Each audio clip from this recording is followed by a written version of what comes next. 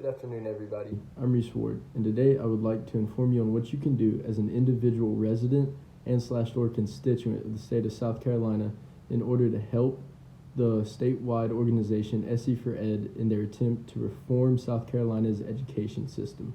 I'd like to start off by saying that South Carolina has been consistently ranked in the bottom 40 states of America in terms of their education. There's no reason that South Carolina should have to do this. SE for Ed puts emphasis on lowering the amount of students in a classroom so that way teachers can have more personalized and individualized teaching strategies for their classes. This, along with things such as reducing standardized testing, is some of their main focal points. Also upping the incentive to even teach, such as giving teachers higher pay raises. And things like this would absolutely benefit the state of South Carolina's education system. And education is one of the most important things that any individual can have.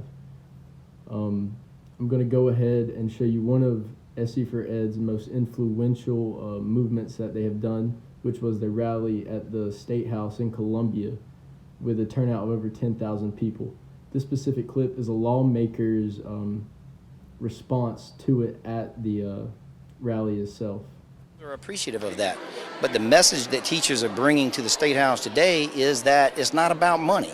It's not all about our salaries.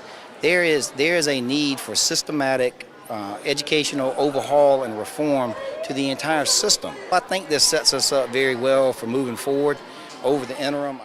This image right here shows nationwide graduation rates of America.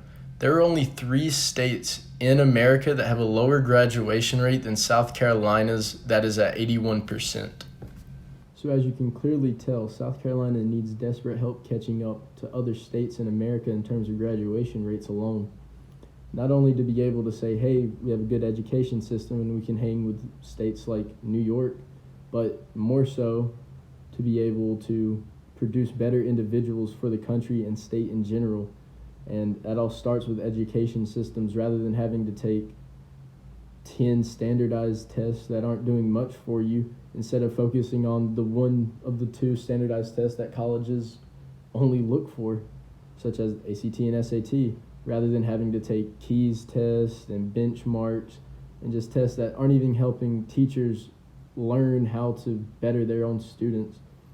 So what you can do as an individual to help that cause is to support government officials and legislators such as Henry McMaster, our current governor, that supports education reform systems and has been putting a lot of pressure on the House of Representatives and the Senate to produce better reform bills.